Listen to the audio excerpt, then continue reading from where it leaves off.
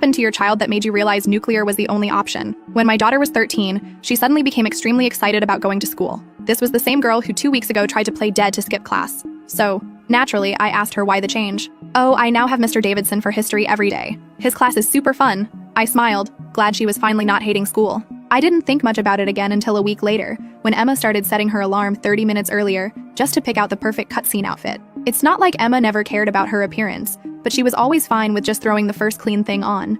I remember asking her if she was trying to impress a boy she had a crush on, and her face went totally red. "Don't say that, Mom," she yelled. That's when I got truly suspicious. I started looking at her normal teenage mood swings more carefully, and I realized they were always related to Mr. Davidson. She'd never admit it, but I noticed things like, if Mr. Davidson complimented her project, she'd float around the house for hours. But if Mr. Davidson didn't acknowledge her much that day, she'd barely speak and pick at her plate during dinner. That's when I tested her in a subtle manner. I was thinking of moving you out of Mr. Davidson's class. I think it would be good.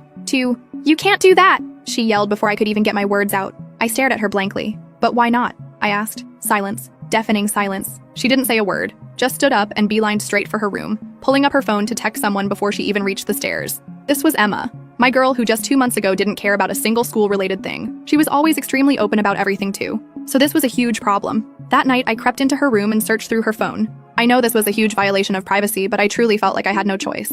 I had a gut feeling she was in danger. I combed through every messaging app I could find, looking for anything at all related to Mr. Davidson. And that's when I found it. What happened to your child that made you realize nuclear was the only option?